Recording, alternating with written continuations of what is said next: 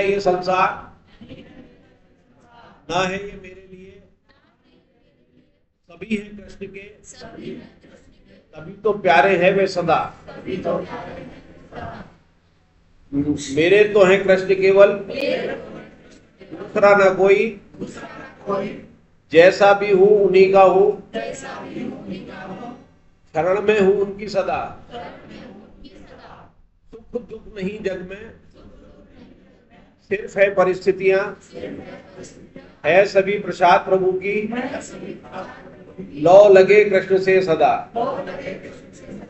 सच्चिदानंद रूपाय विश्वोत्पत्ति Hathaway तापत्रय विनाशाय श्री कृष्णाय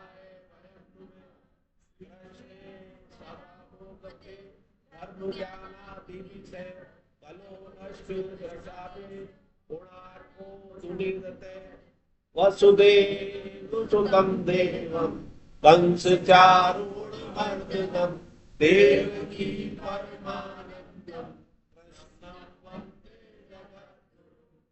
कृष्णं वन्दे जगद्गुरुं। हरे कृष्णा। पिछली बार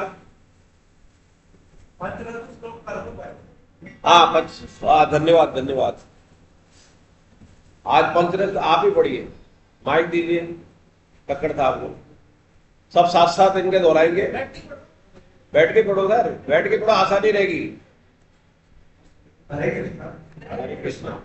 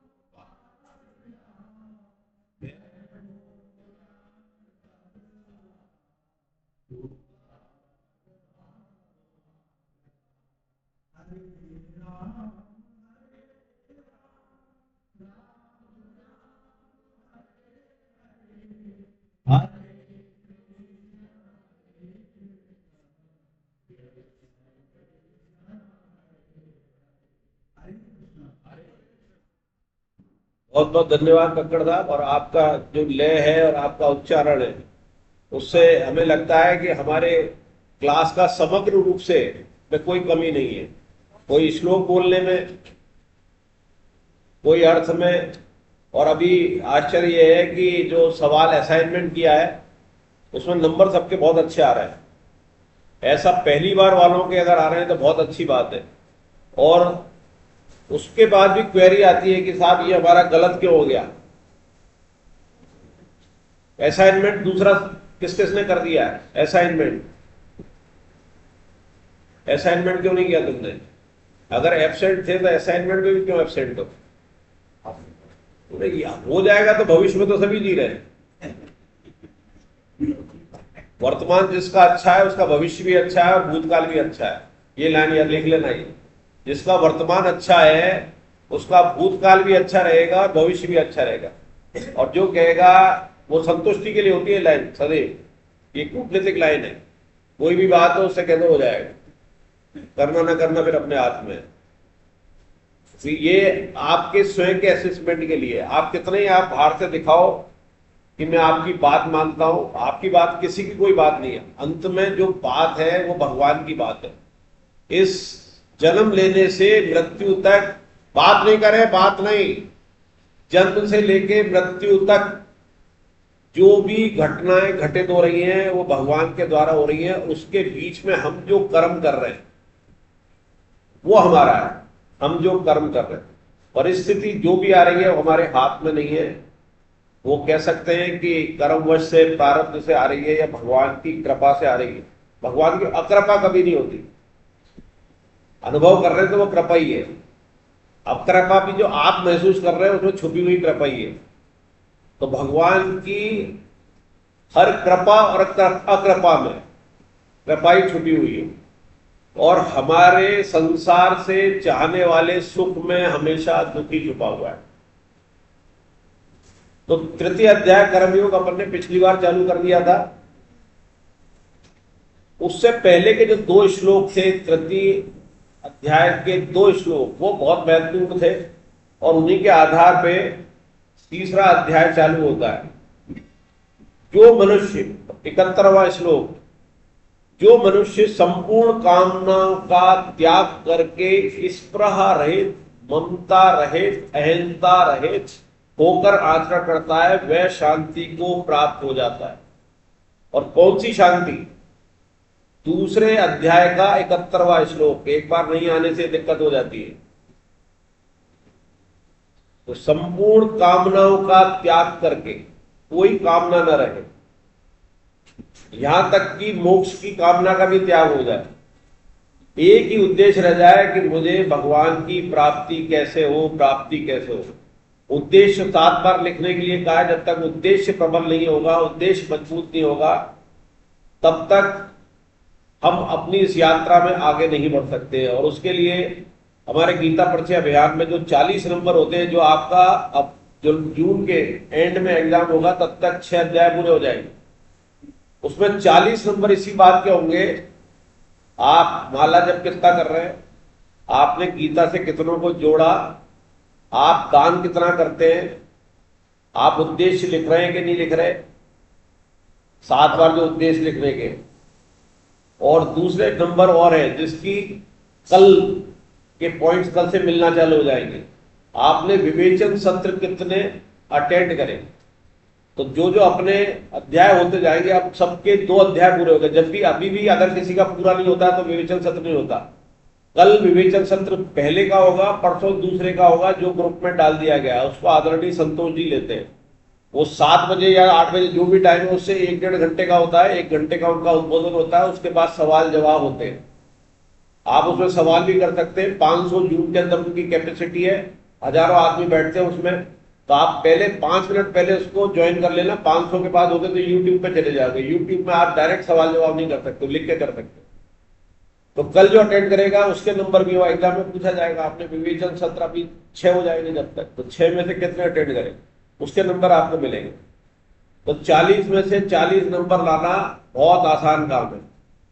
और आपने व्रत कितने रखे। एकादशी का व्रत इसलिए के लिए कहा जाता है कि आपके पॉइंट तो इधर लालच है, क्योंकि वेद सबसे पहले वेद है, भगवान के मुंह से निकले। तो वेद क्या है? सकाम यात्रा है, सकाम। और वेद हमें पढ़ने को पहले कहा जाता था, जरूरत नहीं, हमारे हाथ में जब गीता आ गई तो सारी आ गया। वेदों का सार उपनिषद है, वेदांत, जो सकाम से निष्काम यात्रा है। और उपनिषदों का सार गीता है। और गीता का सार क्या है? ठाकुर साहब, शरणागति। ये शरणागति की यात्रा है। भक्ति योग, कर्म योग, ज्ञान योग, आखिरी में भगवान शरणागति कह देंगे। अभी तो एक शब्द आ गया, मतपरा। मतपरा मतलब मेरे परायण हो जा। और आखिरी में आएगा जो सर्वभूतम कहेंगे। ये तो घ्यूतर कहेंगे, सर्वभूतम। तो सर्वभूतम यही है कि तू मेरे परायण हो जा, सारे धर्मों का आश्रय छोड़ दे। अब हम माँ बाप के पास रहते हैं, घर में रहते हैं, हमारे बच्चे भी रहते हैं, तो हमारी निगाह में रहे, हमारे हिसाब से चल रहे, बहुत अच्छी बात है, स्वस्थ भी रहे, खाना खा रहे, कर रहे। लेकिन हमारा उनसे रिश्ता 2 तरीके से होगा। कर्म जो उसके लिए ही हो, जो कर्म अपने लिए होता है वो कर्म बंधन है, और उसमें सकामता आएगी आएगी। जब अपने लिए हो रहा है तो सकाम हो ही गया, और जो दूसरे के लिए होता है उससे सकामता खत्म होती है, निष्कामता की तरफ जाते हैं। इसलिए हमारे को जो मनुष्य जीवन मिला है वो देने के लिए मिला है, लेने के लिए नहीं मिला। और प्रकृति में जो भी कोई है वो एक दूसरे को दे ही रहा है। वृक्ष लगाते हमें, भोगता कोई और है, चाहे वो फल के जरिए हो, चाहे उसकी छाया के जरिए हो, चाहे प्रकृति के अंदर एक समानांतरता स्थिरता के लिए हो। तो आप जो भी काम करेंगे, आज ही शायद आज के सत्संग में स्वामी जी का था कि प्रीति और आसक्ति में अंतर। पकड़ता, प्रीति और आसक्ति में क्या अंतर है? अपने लिए होती है। हाँ, प्रेमास्पद के लिए जो किया जाए वो है प्रेम। गोपी भाव वाला वही है कि उनको कृष्ण की चिंता है, अपनी चिंता नहीं, वो प्रेम है। तो इसीलिए अगर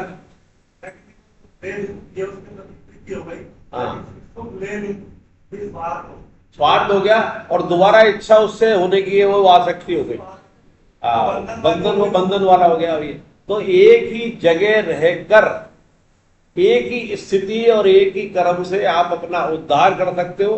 तीन अवस्थाएं, आप एक इसी स्थिति में चलो, एक इससे ऊपर चले जाओ और एक इससे नीचे चले जाओ। नीचे के जो 7 लोक हैं और ऊपर के 7 लोक हैं, ये बीच में पृथ्वी लोक है। आपने अगला जन्म मनुष्य में पृथ्वी लोक का ले लिया तो ये बराबर बराबर करा, 50-50। आपको फिर ऐसा अवसर मिले न मिले, नीचे जाने के चांसेस तो हमेशा ज्यादा रहेंगे ही, लेकिन ऐसा अवसर मिल गया है, इतना महत्वपूर्ण अवसर मिल गया है कि आपको गीता जी मिल गई, सत्संग के लिए मिल गए। अगर सपोज करो कि आज राम मंदिर में जगह मिल जाती, आचार्य मिल जाते, पर साधक नहीं होते, साधक होते आचार्य नहीं मिलते, आचार्य साधक मिल जाते, जगह नहीं मिलती। आपको जगह भी मिल रही है, राम मंदिर का वातावरण भी मिल रहा है, आपकी विसिनिटी में, पास में।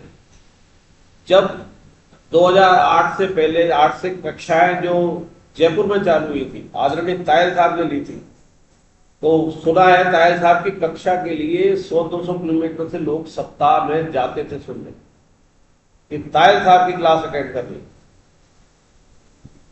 वो तायल साहब जो आज सबके आदर्श है, जिन्होंने इसको पूरे संसार में कहा है कि अगर गीता पढ़नी है तो सबके साथ बैठ के करो, सरल भाषा में करो, संस्कृत जरूरी नहीं है।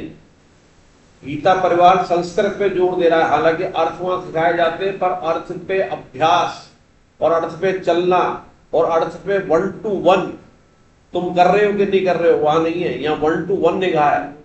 आपके नंबर आएंगे, नंबर पे पकड़े जाओगे, आपके देखा जा रहा है आप पे कि आप कैसी क्लास ले रहे हो, उसमें कितने जने आ रहे हैं, अटेंडेंस पहुंच रही है वहां पर। अभी एक और शुभ सूचना है कि जो 8 तारीख से भागवत 8 से 15 चालू हो रही है, कोई 8 को होगी, कोई 10 को होगी, 15 होगी, तो टाइम टेबल भेजा हुआ है, दोबारा भेज दूंगा। उसके लिए अच्छा समाचार ये है कि जो इस साल गीता में अटेंडेंस ले ली, जो आ गए हैं, एक बार भी साइन कर दिए, एक बार भी आ गए, वो एंटाइटल्ड हो गए हैं भागवत की क्लास के लिए। तो आप सब अपनी क्लास में जो भी आ रहे हैं वो भागवतम की क्लास के लिए एंटाइटल है। उसका 600 रुपए शुल्क है, आप उसको भर सकते हैं ऐप से। संतोष जी की क्लास फुल हो चुकी, संतोष गुप्ता जी की क्लास फुल हो गई है, 350 की जगह 353 रजिस्ट्रेशन हो चुके हैं उनके, बाकी क्लास चालू है। और मुझे लगता है कि वो 500 की कैपेसिटी है, 350 पे रोक दिया गया है, तो आप भर दें संतोष जी का। वो न भरे, अनऑफिशियल कह रहा हूं कि वहां से परमिशन नहीं है कहने की, पर 500 की क्लास हो सकती है क्योंकि जून की कैपेसिटी 500 है। 150 वहां की है, प्रेम निकेतन की, जहां वो ले रहे हैं, वो एक साथ लेते हैं। फिजिकल क्लास वहां 150 की, बाकी ऑनलाइन। जो हम बुधवार को पिछले 1 साल से अटेंड कर रहे हैं, वो बृहस्पति को लेंगे 7 से 8:30, 9:30 नौकरी पे पहुंचना पड़ता है उनको, सेक्रेटरी। तो 5 बजे उठते हैं, तैयार होते हैं, वहां जाते हैं, और पूरे 7 दिन ये दिनचर्या, एक दिन भी रेस्ट नहीं है। मोए कहाँ विश्राम, राम काज की नहीं। और इतनी उनके ऊपर चेहरे पे ऊर्जा है। यहाँ भी आए थे, मैंने फोटो भेजी थी, वहां पर भी उनका मतलब एक ही उद्देश्य, गीता कैसे पढ़े, गीता क्लास कैसे पढ़े, गीता कैसे पढ़े। उनका है भागवतम का 800 रजिस्ट्रेशन हो गए, 1200 का लक्ष्य है। तो 1200 के लिए पूर्ति के लिए उन्होंने अपने नियम में भी बदलाव कर दिया। तो आप एंटाइटल हैं, भर सकते हैं, 600 रुपए का है वो फॉर्म, उसमें किताब भी आ जाएगी कि ये रिटर्नेबल नहीं है। वो तो रिटर्नेबल भी है और आपको दान कर देते हैं, किताब की कॉस्ट बहुत ज्यादा है भागवतम, तो वो आप भर सकते हैं। और आप संतोष जी का भरे हैं, चाहे वो सुधीर यादव जी का भरे हैं, देवी साहब गुप्ता जी हैं उनका भरे, नकलक जी हैं, वो भीलवाड़ा से लेते हैं, कोटा भी आए थे सेमिनार में, अच्छा लेते हैं क्लास, तो किसी का भी भर दें, एक तो आपका नियम बन जाएगा। दूसरा भागवतम आप 7 से 8:30 बृहस्पतिवार को सुबह, वो तो संतोष जी की, अन्य की शुक्र भी है, शनि भी है, इतवार भी, अपना सुविधा अनुसार भर दें। तो वो भागवतम आप 2 साल में पूरी कर देंगे। 18,000 श्लोक तो नहीं लेते, लेकिन वो काफी ले लेते हैं। इतना जरूर है कि आप 50 भागवत सुन लें और आपने 2 साल की हफ्ते की कर ली, आपके श्लोक ज्यादा होंगे, आपकी समझ में ज्यादा आ जाएगी। वो कह देते हैं इतने श्लोक अभी रह गए, वो आप ले लेना। आप हिंदी वाली, संस्कृत वाली, हिंदी 2 तरह की भागवतम आती है गीता प्रेस की, एक तो शुद्ध हिंदी में और एक संस्कृत, और उसके साथ हिंदी का है। और संस्कृत का मुझे ध्यान नहीं, दोनों तो मेरे पास उपलब्ध है। तो आप संस्कृत और हिंदी वाली को खरीद लें, तो जो वहां पढ़ाते हैं आप संस्कृत का श्लोक भी देख सकते हैं। आज 2 पार्ट में, 2 भाग में, बिल्कुल साहब। ऐसी जो मैंने पिछली बार चर्चा की थी भक्तमाल की, 3 भक्तमाल मौजूद है और एक भक्तमाल अलग आती है, वो महंगी है, वो 4 वॉल्यूम में, वो महंगी है, वो 4 भाग में भक्तमाल, जिससे संतोष जी भक्तमाल लेते हैं। तो भक्तमाल की क्लास भी चालू हो जाएंगी अब, जैसे संतोष जी फ्री होंगे वो आ जाएगा, वो आपको भेज दिया करेंगे ग्रुप में। तो शाम को भक्तमाल 1 घंटे के लेते हैं, तो वो जिस भक्तमाल की चर्चा करेंगे उसके बाद जानने के लिए कुछ शेष नहीं रहेगा, इतना ज्यादा बढ़िया होता है। तो ये संपूर्ण कामना का त्याग कर स्पृहा रहित, ममता रहित, अहिंसा रहित आचरण करता है, वे शांति को प्राप्त होता है। इसमें स्पृहा रहित जो था, इच्छा रहित, जो सूक्ष्म इच्छा रह जाती है ना, संपूर्ण कामनाओं का त्याग तो आ गया है, कामना का भी कह सकते हैं कामना रहित, लेकिन इस कामना रहित होने के बाद भी एक सूक्ष्म कामना मन में रह जाती है, बहुत सूक्ष्म कामना, जो अंतिम समय पे याद आ जाती है, वो समझो वही सूक्ष्म कामना है। और वो भगवान की हो जाए तो भगवान का नाम आ जाएगा। हम पूरी जिंदगी भर भगवान का नाम लेते रहे, लेकिन गहराई में अंदर कुछ बैठा रहे, तो अंत समय में वही याद आएगा। तो वो सूक्ष्म कामना जो होगी, या तो उस सूक्ष्म कामना को मिटा लें या पूरा कर लें। और फिर जो आखिरी श्लोक था, हे प्रथानंद, ये ब्राह्मी स्थिति है, इसको प्राप्त होकर कभी कोई मोहित नहीं होता। इस स्थिति में यदि अंतकाल में भी स्थित हो जाए तो निर्वाण ब्रह्म की प्राप्ति हो जाती है। तो ये कामना रहित जब हो जाते, स्पृहा रहित होते हैं, ममता अहिंसा रहित हो जाते, तो ये ब्राह्मी स्थिति, अंत समय में भी यही स्थिति बने रहे तो वो ब्रह्म को प्राप्ति हो जाती है, ब्रह्म अपने आप ध्यान में आ जाएगा। तो इस पर जो ये सांख्य योग खत्म होता है। और जो पिछली बार हमने 5 इसके श्लोक लिए थे, तो एक तो हमें याद भी आ जाए इसलिए, दूसरा जो पिछली बार एब्सेंट रहे थे तो उनका तारतम्य बना रहे। तो कर्मयोग क्या है? अपने ज्ञान योग, कर्मयोग, और तीसरा कौन सा है? भक्ति योग। ज्ञान योग में महिमा किसकी है, कौन बताएगा? ज्ञान योग में महिमा किसकी है, बताओ। प्रज्ञा, प्रज्ञा माइक देना। ज्ञान योग में किसकी महिमा है?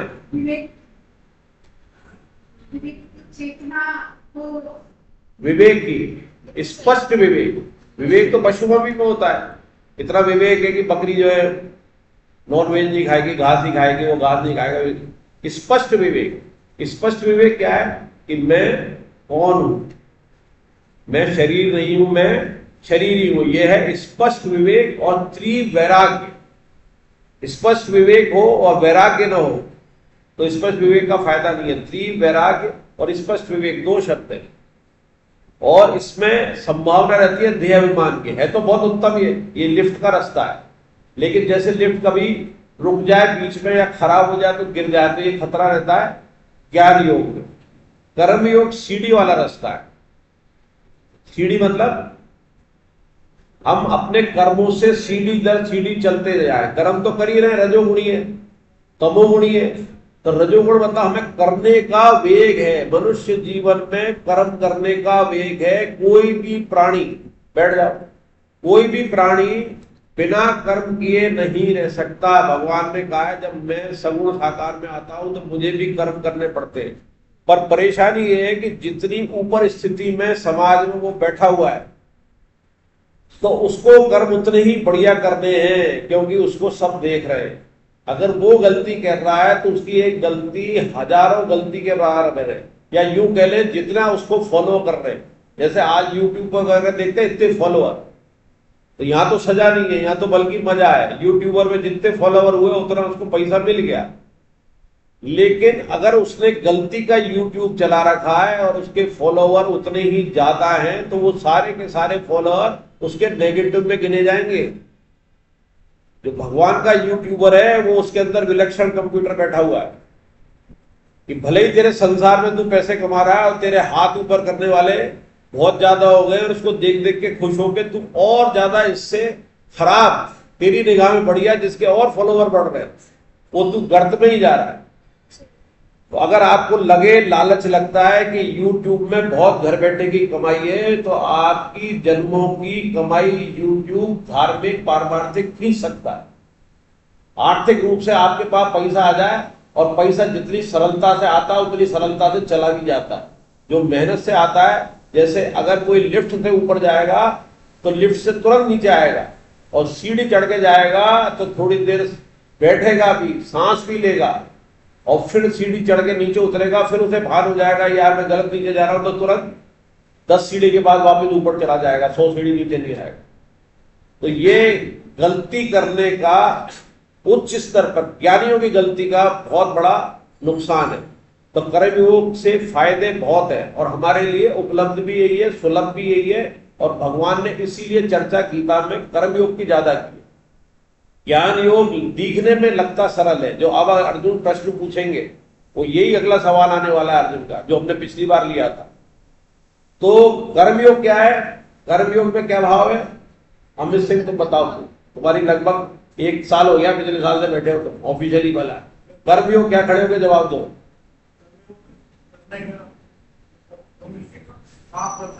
हाँ, कर्म तो कर ही रहे, तुम भी कर रहे हो, हम भी कर रहे हैं।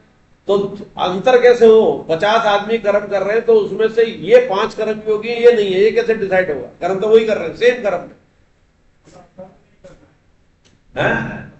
नहीं, शब्दों का इस्तेमाल मत करो, चौथे अध्याय में आगा कर्म नहीं करते। कर्म ये जो तुम कर्म कर रहे हो उससे कैसे भगवान मिल जाएंगे? गृहस्थी पाल रहे हो तुम, बच्चे पाल रहे हो तुम, यहाँ क्लास में आ रहे हो, वेरी गुड, पहला। दूसरा सेवा भाव से करते, लेने भाव से नहीं करनी, और उसके प्रति सेवा भाव करना जिससे कोई उम्मीद नहीं हो, जिससे कोई रिश्ता नहीं हो, या जिससे आगे भी रिश्ता बन के वापस मिलने की उम्मीद ना हो, ये भाव ना हो। मिल जाए बात अलग है, लेकिन बिना भाव के सेवा करना, और उस सेवा में भी आपका मैं खत्म हो जाए, कर्ता भाव खत्म हो जाए, मैं नहीं करा रहा, बल्कि नाचना, खुश होना कि भगवान ने मुझे समझा। तो सेवा करना और मन में सुमिरन करना, सुमिरन और सेवा कर्मयोग का बेस है, नींव। अंदर भगवान का स्मरण, जब स्मरण होगा तो हेता नहीं आएगी, मैं भाव नहीं आएगा। अंदर तो स्मरण चल रहा है, भाव काम, भगवान काम करा रहा है। और एक चीज नोट कर लेना, जो जितना देगा उतना ही उसे मिलेगा, बशर्ते इस अभिलाषा के साथ न दे। देना तो बेस्ट देना, अपने पास जो सबसे बढ़िया चीज हो, अपने को सबसे बढ़िया लगती है और उसको सबसे ज्यादा नीड हो, वो देना, वो है दान। और उसको भूल जाना। अगली बार कोई याद भी दिलाया आपने ऐसा किया था, ध्यान नहीं देना, यार कब किया था, भूल गया तो ये हो गया कर्म योग। अब पाल साहब बताओ भक्ति योग क्या है? भक्ति योग अपन चल रहे ना अभी, ये कर्मयोग पे चल रहे, ये सब साथ साथ घूमेंगे, एक दूसरे से लेंगे, एक के बिना, मतलब तीनों में से अलग कोई एक नहीं, मतलब अलग नहीं है, तीनों मिलकर करेंगे। भक्ति योग, हाँ, शरणागति योग, भगवान में शरणागति होकर करना तो कर्म ही है। जो भगवान को समर्पित करके किया जाए वो तो कर्म योग है। और भगवान पहले अपन ने किया, फिर उस कर्म को समर्पित कर दिया ईश्वर को, वो हो गया कर्म योग। और पहले ही समर्पित कर दिया आपने कि तू ही करा रहा है, तू ही जाने, मैं तो कर रहा हूं। उसमें इसमें क्या होता है, एक संबंध बनता है ईश्वर से। तो संबंध के लिए स्वामी जी कहते हैं कि भगवान से एक रिश्ता जोड़ लो। वो हर रिश्ता निभाने को तैयार है, झाड़ू लगाने को तैयार है, स्वामी बनने को तैयार है, पति पत्नी बनने को तैयार है। कई कई जगह तो स्टूडेंट बन गया है। एक कथा आती है भागवत में, भक्तमाल में आती है, वो राम जी को स्टूडेंट ही बना के कर दे। बाकायदा ले जाते राम जी को, तस्वीर को, स्कूल में एडमिशन दिलाते, बाहर बैठे रहते, उसके लिए लंच का समय होता तो भोजन कराते। अरे भगवान भूखा 2 घंटे से पढ़ रहा है, तो स्टूडेंट के रूप में। एक में मामा जी बन गए, वो गया प्रसाद जी की कथा है, भक्तमाल में पढ़ना, रियल कथा है ये। तो मामा जी बन गए। कहीं कथा चल रही थी, राम कथा, और वो सुन रहे थे, और प्रकरण चल रहा था बनवास का। तो बनवास के कथा होती, बनवास हो गया तो रोने लग गए। अरे बनवास राम को बहन बने तो सीता को बहन बना लिया, तो अलग कथा, 1 घंटा लग जाएगा। तो बोले उसके माथे आ गए उसके कि वो भगवान राम और सीता को क्यों ले गए, मेरी बहन को बनवास, तो उनको क्या कष्ट हो रहा होगा। 4 पाई खरीदी 2, और जंगल में चले गए ढूंढते ढूंढते, कहां है मेरी सीता, जमीन में सो रही होगी। सीता और राम प्रकट हो गए, 4 पाई पे सुलाया उनको। ये अद्भुत घटना है भक्तमाल की। मतलब भाव के भूखे भगवान, भाव के बैठ जाइए। तो सबसे सरल तो है भक्ति, भक्ति योग।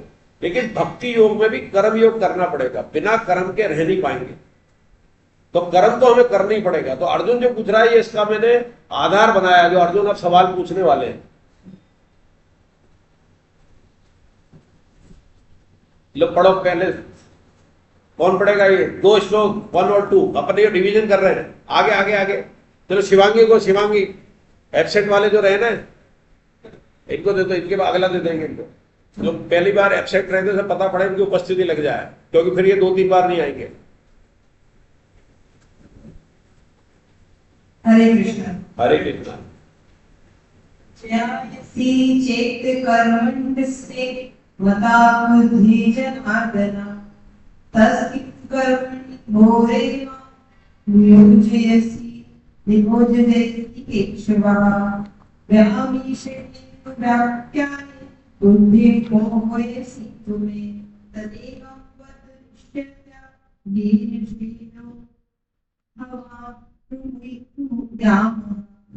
अर्जुन बोले, ए जनार्दन, अगर आप कर्म से बुद्धि ज्ञान को श्रेष्ठ मानते हैं, तो फिर हे केशव, मुझे घोर कर्म में क्यों लगाते हैं? आप अपने मिले हुए से वचनों से मेरी बुद्धि को मोहित सी कर रहे हैं। अतः आप निश्चय करके उस एक बात को कहिए जिससे मैं कल्याण को प्राप्त हो जाऊं। हरे कृष्ण। धन्यवाद। देखो भगवान, अर्जुन क्या कह रहे हैं, भगवान को ही पशुपश में डाल रहे हैं, भगवान को ही गलत ठहरा रहे हैं। कह रहे हैं कि हे जनार्दन, अगर आप कर्म से बुद्धि ज्ञान को शेष मानते तो फिर है केशव, मुझे घोर कर्म में क्यों लगाते हैं? आप अपने मिले हुए से वचनों से मेरी बुद्धि को मोहित सी कर रहे हैं। अतः आप निश्चित करके उसे एक बात को कहिए जिससे मैं कल्याण को प्राप्त हो जाऊं।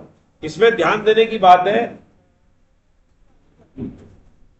आवाज नहीं आ रही, आप पीछे थोड़ा आगे आ जाओ।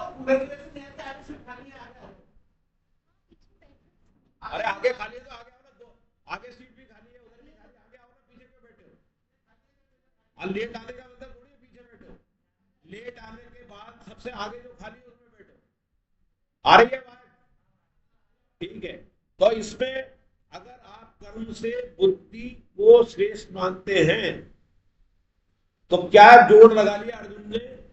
ज्ञान योग को कर्म योग से बुद्धि के माध्यम से जोड़ दिया, जबकि भगवान बुद्धि योग की बात कर रहे हैं। जैसे 2/49 में बुद्धि क्षणम अनिच्छे कृपे फलितम, बुद्धि यानी कि समता योग, और समता का मतलब कर्म योग। तो भगवान ने समता को 40-41 वाले श्लोक में जो कहा है, तो उसको श्रेष्ठ क्या कहा है कि तेरे लिए ये कर्मयोग यानी बुद्धि योग अच्छा है, और अर्जुन उसको समझ रहा है बुद्धि को ज्ञान योग, जबकि भगवान ने कर्मयोग ही कहा है। तो ये भी हमारी स्थिति है। कोई सा सत्संग हो, कोई सी भी धार्मिक वाणी हो, कोई भी हो, आपको वही संत, वही धार्मिक गुरु अच्छा लगता है जो हमारे मन की बात कर दे। यानी कि ये मताग्रह की बात हो रही है। हमारा मताग्रह इतना मजबूत होता है, धार्मिक हो, सांसारिक हो, पारिवारिक हो, जो उस जैसा कह दे वो तो बहुत अच्छा। परिवार में भी देखो, जो आपकी बात में हां कर ले, आपकी बात भले ही गलत हो, वो बहुत बढ़िया। तो मताग्रह क्या बैठा हुआ है कि मुझे युद्ध नहीं करना, मैं तो पहाड़ पे जाके तपस्या करूंगा, यानी कि ज्ञान योग उत्तम है। और भगवान कह रहे हैं कि तेरा इससे बढ़िया क्या कर्म होगा, तेरे तो हाथ में पसोरे हुआ है, क्षत्रिय के धर्मियों के सामने आ जाए, तो उसको लिए कह रहे हैं घोर कर्म। भगवान तो कह रहे हैं कि इससे बढ़िया और क्या मिलेगा, पिछले श्लोक में कहा है। और उसको तो कर दिया उसने घोर कर्म, और बुद्धि योग को कर दिया ज्ञान योग, और आरोप और लगा दिया कि मुझे क्यों लगाते हो। हालांकि इसमें अगली लाइन में एक्सेप्टेंस भी है, आप मिले हुए से वचनों से मेरी बुद्धि को मोहित सी कर रहे हैं। मोहित सी, मोहित नहीं हुई है, ये खूबी है अर्जुन की, उसने जगह छोड़ी हुई है, रिजिड नहीं हुआ है कि मोहित सी कर रहे हैं। अतः आप निश्चय करके उस एक बात को कहिए जिससे मैं कल्याण को प्राप्त हो जाऊं। ऐसे आप दूसरे अध्याय में भी कहा कि मेरे कल्याण की बात करिए, तो यहां भी कल्याण की भावना है। दो कारणों से ही अर्जुन की मुक्ति हुई है, और हमारी भी स्थिति लगभग ऐसी ही है इस समय। हम कल्याण चाहते हैं, जभी तो संसार से धाप के भी जो नहीं आए हैं, लीव पे हैं, शहर से बाहर अलग बात है, लेकिन यहां भी किसी कारण से नहीं आए हैं, उससे ज्यादा बड़े कारण जो यहां उपस्थित हैं उनके हो सकते हैं, और वो यहां मौजूद है। तो ये है दृढ़ निश्चय की कि मुझे कल्याण करना है।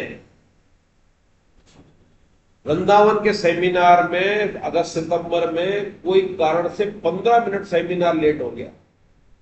ये जो वो आता है ना, वो पर्दा मथुरा से आ रहा था, 15-20 मिनट लेट हो गए। संतोष जी इतने नाराज हुए, इतने नाराज हो रहे थे कि ये 15 मिनट गीता जी के गए। तुम्हारे घर के चले जाएं, मेरे घर के चले जाएं, मुझे अफसोस नहीं है, ये 15 मिनट गीता जी का समय खराब हुआ। आज अगर हम क्लास में लेट आए, आ रहे हैं बहुत अच्छी बात है, लेट आ रहे हैं, आदत हमारी सबकी पुरानी पड़ी हुई है। विजय शंकर जी मेहता से सीखने को मिला कि वो कथा 12 बजे तो 12 बजे स्टार्ट, थोड़ी जने 7 दिन की कथा। मैं उनसे जुड़ा हुआ था, बोले चिंता मत करो, 12 बजे हो गए तो 3 बजे खत्म हो जाएगी। अगले दिन तीसरे दिन मेरे से बात करना, तीसरे दिन पूरा पंडाल भरा हुआ, सबको पता पड़ गया कि कथा 12 बजे चालू हो जाएगी। तो मताग्रह इतना प्रबल होता है। तो मताग्रह हमारा जो है उसको हमें शुद्ध करना चाहिए।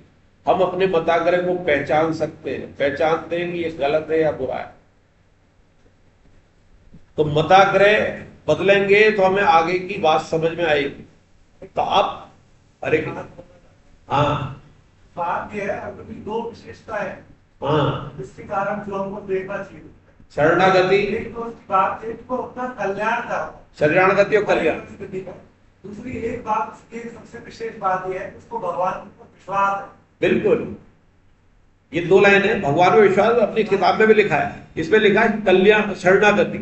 तो शरणागति है तो विश्वास है, वो छोड़ नहीं सकता भगवान, और वो छोड़ नहीं सकता। इसकी बात जो है आप ध्यान रखना, क्लास में भी सब ध्यान रखें, 18वें अध्याय के 64वें 65वें श्लोक में क्लियर होगी, जब भगवान एक लाइन कहेंगे कि तेरी मर्जिया जो कर, उसके बाद लिखा नहीं है गीता जी में, वेद व्यास जी ने, लेकिन यह अनुभव हो गया कि अर्जुन की आंखों में आंसू है और भगवान की आंखों में कृपा है। वो समझ गए, अर्जुन के लिए आ गया कि भगवान मेरा त्याग है, इसकी कल्पना से आंखों में आंसू है। उसके बाद वो कुछ बोलता नहीं है, और भगवान भी समझ जाते हैं कि ये डर रहा है कि मैं इसका त्याग नहीं कर। तो अगले ही श्लोक में भगवान कि तू मेरा इष्ट है, हालांकि उसका हिंदी के अंदर, हालांकि उसके अंदर इष्ट का हिंदी में अर्थ मित्र का है। ये सवाल सेमिनार में मैंने पूछा।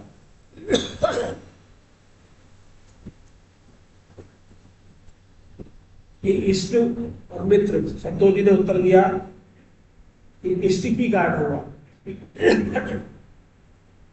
वेद व्यास जी ने, रामचंद्र दास जी ने मर्यादा के कारण उसको मित्र लिख दिया। हाँ, वो भी मानते हैं उनको मानते हैं, इष्ट मानते हैं। तो वो इष्ट का मंत्र इष्ट है, मित्र लिखा हुआ किताब में। बहुत अच्छा कक्कड़ था। अब तीसरा, चौथा, पांचवा जिन्होंने हाथ उठाया था ना,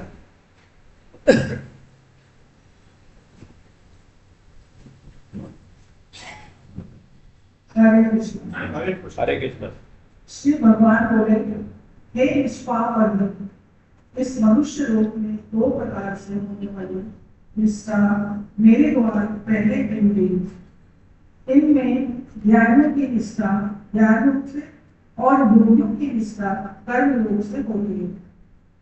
मनुष्य न तो कर्मों का आरंभ किए बिना निष्कर्मता का अनुभव करता है और न कर्मों के त्याग मात्र से सिद्धि को प्राप्त होता है।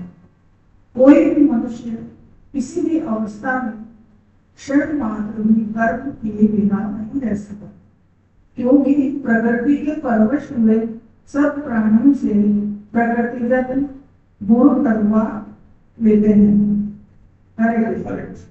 हरे कृष्ण। हे निष्पाप अर्जुन, इस मनुष्य लोक में दो प्रकार से होने वाली निष्ठा मेरे द्वारा पहले कही गई है। जब हम माफी हो चुके, भक्ति योग अभी नहीं आया, लेकिन सांख्य योग दूसरा था और कर्म योग।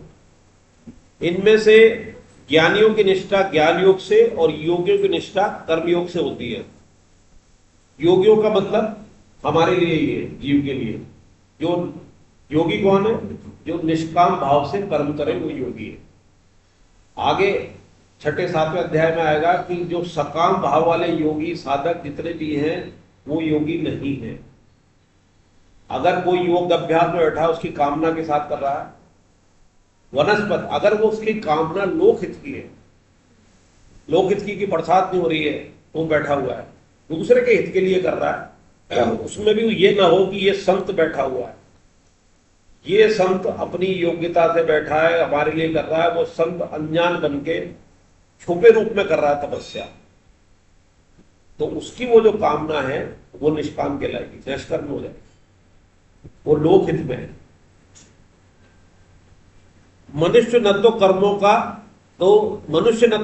का आरंभ किए बिना निष्कर्मता का अनुभव करता है, न कर्मों का त्याग मात्र से सिद्धि को प्राप्त होती है।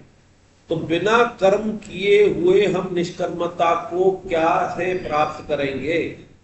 अगर कोई ये सोचे कि मैं बैठ के ध्यान लगाऊं, पहाड़ी पे लगाऊं, तो भी कर्म हुआ, और उसके लिए उसे अपने भोजन पानी की व्यवस्था करनी पड़ेगी, पानी की व्यवस्था रहने की करनी पड़ेगी, उसके लिए भी उसे कुछ कर्म करना पड़ेगा या दूसरा उसके लिए करेगा। अगर वो ये सोचे कि मैं लेटे लेटे भजन कर लूं, तो वो लेटे तो कर लेगा, निद्रा आ जाएगी, तो वो तमोगुण में चला जाएगा, और तमोगुण का प्रभाव तो इससे भी खराब है, रजोगुण से। तो आप कहने का भगवान ये कहना चाहते हैं कि बिना कर्मों का आरंभ किए बिना आप निष्कर्मता को प्राप्त नहीं हो सकते, और कर्मों का त्याग भी नहीं हो सकता। पैसा कमाने के बाद रखा हुआ छोड़ा जाए, और एक जिसने न कमाया हुआ है वो क्या छोड़ेगा? कमा के छोड़ा, वो है त्याग। और उसके बाद उसके ध्यान में और वाणी में भी कभी नहीं आया, मन में भी नहीं आया कि मैंने छोड़ा। तो ये त्याग की मतलब दो बड़ी बातें भगवान इसमें कह गए कि कर्मों से ही आप निष्काम निष्कर्मिता की तरफ जाओगे, और कर्मों से ही आप त्याग को जाओगे। और इसके रहते रहते अगर आपने ये मान लिया कि मैंने जो त्याग किया, जो कर्म किए, भगवान ने मुझे निमित्त बना और सब में भगवान को देखते हुए आपने कर्म कर लिए और भगवान को करते हुए आपका प्रेम बढ़ गया, तो ये हो गया भक्ति योग। स्वामी जी के सत्संग में एक बात और आ रही थी, आपको तो क्या करना है, भगवान से प्रेम करना है, भगवान के लिए कम कर, आपको सेवा करनी है, आपको सेवा करनी है, जो आपके पास है वो दूसरे को देना है। भगवान को क्या करना है कि सेवा करने के लिए जो पदार्थ चाहिए, आपके योगक्षेम की भी रक्षा करेंगे, आपके परिवार चलाने की भी क्षमता करेंगे, क्षमता की पूर्ति करेंगे, आपके जीवन की भी पूर्ति करेंगे, और सेवा के लिए जो चाहिए वो भी देने लग जाएंगे भगवान। आपने निष्कामता से सेवा करना सीख लिया, तो अब भगवान की ड्यूटी है कि आपकी सेवा के लिए आपको मेंटेन रखे, स्वस्थ रूप से भी, पदार्थ रूप से भी, परिवार रूप से भी, समाज के रूप से भी और संसार के रूप से भी। ये भगवान की ड्यूटी है। तो भगवान अपनी ड्यूटी तो 100% निभाता है। शर्त यह है कि वो सेवा वाली ड्यूटी निभाने वाले मिले तो सही, उसे तरस रहा है उनके लिए। और कलयुग में तो उनकी मात्रा बहुत कम होती जा रही है, और उस कम मात्रा में अगर हम शामिल हो गए तो भगवान की निगाह में तो फिर तो भयंकर वाली जो गैलेक्सी होती है ना, उससे नजर आएगी। भगवान देखने लग जाएगा, पकड़ के रखेगा। और जब और कम हो जाएंगे और आप फिर भी रहोगे तो फिर छोड़ेगा नहीं वो, कि अगर ये भी चला गया तो मेरे को पूछेगा कौन, कुछ बीज तो रखूं आगे के वृक्षों के लिए। इसलिए आप तो इस युग के अंदर बहुत फायदे में हो।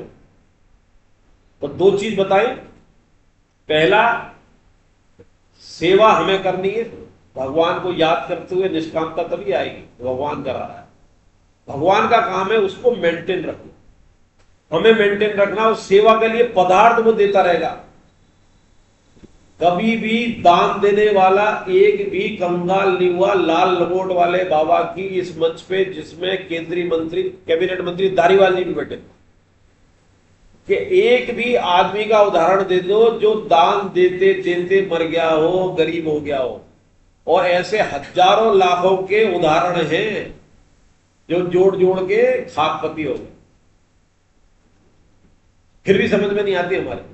भोग संग्रह, संपत्ति, सुखासक्ति, मताग्रह, कामनाएं, ये इतनी जो तीनों जो गुण है ना, उसकी माया आगे आएगा। वो इतनी जरूरत जो है, भगवान ने कहा है कि बड़ी मुश्किल से मिटती है। सरल उपाय एक ही है कि भगवान की शरणागति लेना। तीसरा काम, पहला तो हमें क्या करना है और भगवान को क्या करना है। अब तीसरा काम है एक दूसरे को प्रेम करना। ये दोनों काम करते करते हम उससे प्रेम करने ही लग जाएंगे। रिश्ता भी बना लिया, उसके लिए काम करना भी शुरू कर दिया, उसने हमने नोट कर लिया, उसने हमारी आपूर्ति भी कर रहा है सतत लगातार, कोटा की तरह बिजली और पानी आ रहा है। ऐसे हर शहरों में नहीं है। तो आपको सब काम कर रहा है, तो वो आपका प्रेम, और उधर से तो प्रेम चालू ही है। हमने बटन बंद कर रखा है।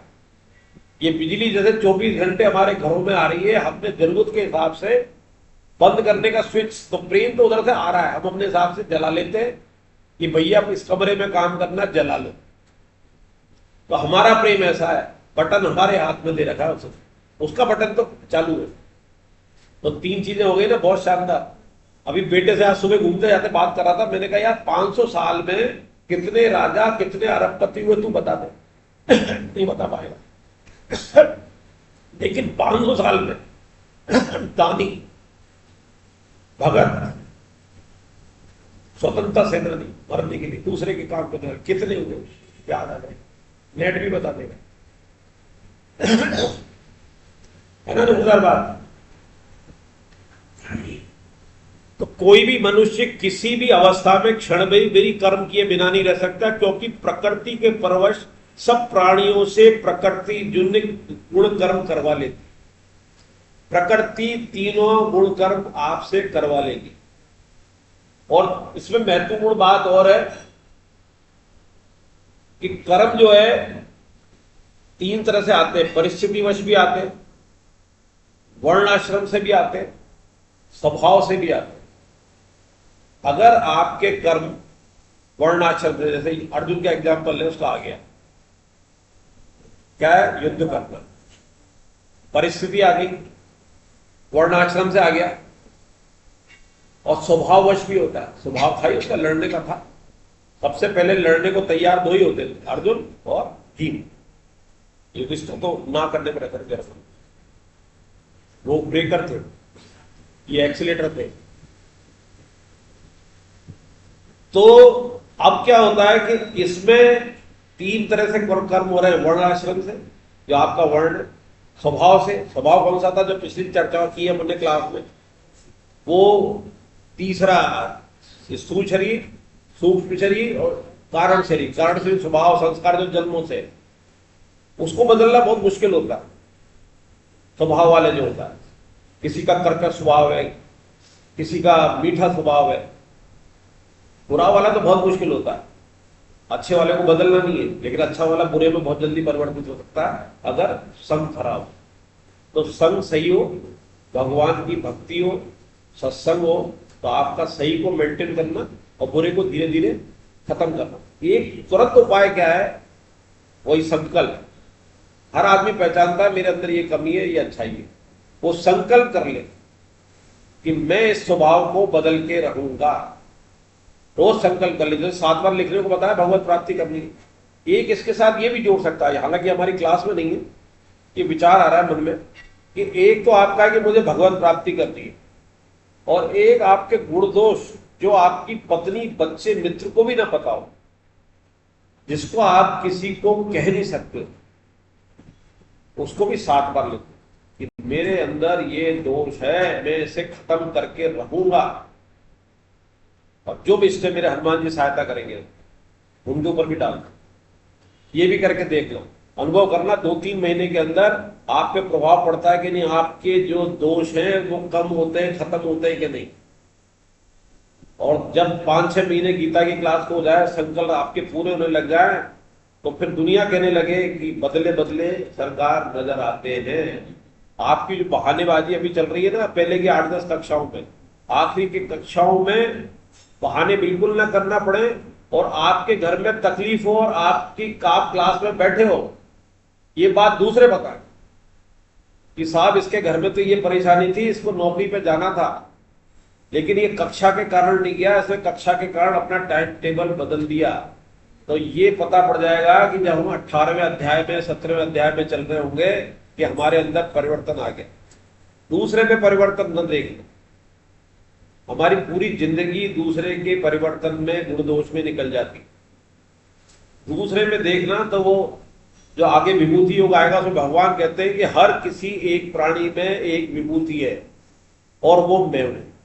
उसका कहने का अर्थ ये है कि तेरे किसी से दुश्मनी नहीं होगी, हर प्राणी में तू एक विभूति ढूंढेगा और विभूति में मेरे को देखेगा, तो भक्ति भाव पैदा हो गया। तू देखा अरे यार ये तो भगवान इस रूप में बैठा है इसमें, तो तेरा कोई दुश्मन नहीं होगा और उसमें से विभूति तू ढूंढने लग जाएगा। एक और स्वामी जी ने बात की सत्संग में कि दूसरे के दुख से जो उतना ही दुखी होने लग जाए, करुणा पैदा हो जाए और उसके उबार के लिए उसका दुख दूर करना ही उसका उद्देश्य हो जाए, इसका कैसे करूं भले ही न कर पा रहा हूं, वो कभी दुखी नहीं हो सकता। दूसरे के सुख से सुखी और दूसरे के दुख से दुखी, और दुख की पराकाष्ठा ये बताई स्वामी जी। तो मनुष्य किसी भी क्षण में कर्म किए रह नहीं सकता है, और प्रकृति करवा लेती है। तो प्रकृति से कैसे ऊपर उठे, अवश्य हो जाते हैं हम। तो 2 तरीके भगवान ने बताए। उसमें जो राग द्वेष आ जाता है कर्मों में, कोई भी कर्म करेंगे, चाहे वो स्वभाव वाले हो, चाहे आपके वर्णाश्रम वाले हो, वो आप सहज रूप से करें, राग द्वेष रूप में न करें, आसक्ति न रखें। द्वेष ही हो गया कि दुश्मन है, मारना ही मारना है, ठीक है, पाकिस्तान दुश्मन है, उसे मारना है, लेकिन द्वेष नहीं रखना। जब उसने परेशानी करी, रख दी और कर दिया, रिजल्ट देके फिर भूल गए उसको, फिर करा, फिर कर दी। लेकिन द्वेष रखेंगे तो हर समय आप देश का काम नहीं कर पाओगे, पाकिस्तानी घूमता रहेगा, ये नुकसान होगा। तो भगवान ने न तो रावण से द्वेष रखा, न कंस से रखा, न शिशुपाल से रखा, दुर्योधन से भी नहीं रखा, इन सबसे मुक्ति कराई। बल्कि ये तो जो दुराचारी होते हैं भगवान के, थे भी पार्षद, विशेष पार्षद होते हैं, ये वो जिम्मा लेते हैं अपने सिर बुराई का, जिससे भगवान अच्छाई स्थापित कर सके। तो ये भगवान के तो विशेष पार्षद हुए, विशेष दूत हुए, जिन्होंने मोल ली बुराई। 3 माताओं में कैकेयी प्यारी रही, राम को बात तक दी। रामचरितमानस में आता है कि जब राम कैकेयी मिलने गई तो कैकेयी से पूछा, और जब 14 साल के वनवास से आए तो कैकेयी के महल में ही गए। और ये कथा भी है कि बचपन के अंदर उनसे वर ले लिया था उन्होंने कि तुम में ना ये काम करोगी कैकेयी से, क्योंकि कैकेयी के महल में रहते थे, उसे ही अपना मां समझते, वही बेटा समझते। तो मंथरा हमारे जीवन में प्रवेश भगवान ही कराते हैं।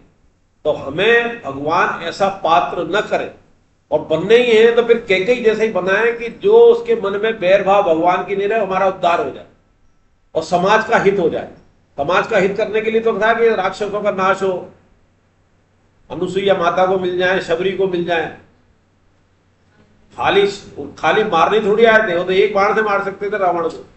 सबको उद्धार करने आते, बंदरों का, सुग्रीव का, अनुसुईया का, शबरी का। और सबसे कहते शबरी, मेन तो शबरी है। शबरी हजारों वर्षों से इंतजार कर रही। तो ये 3 तरह के कर्मों का, और एक इसमें शब्द आता है कि आपका मैंपन कैसे मिटे। तो 3 चीजों का जो किताब में भी लिखा है, मेरा नहीं है कोई, मेरा नहीं है, मेरे लिए नहीं है, मेरे लिए नहीं है कोई भी, मेरा नहीं है, मेरे लिए नहीं है, और मुझे कुछ नहीं चाहिए किसी से भी। तो आप निष्काम हो जाओगे सकाम में। सारे अपन काम इन तीनों के लिए करते हैं, मेरे लिए, मेरे लिए, मेरे लिए और आगे मेरे लिए। तीनों में मेरे लिए आ जाता है। अब ये 6ठा श्लोक बहुत इंपॉर्टेंट है, कौन पढ़ेगा?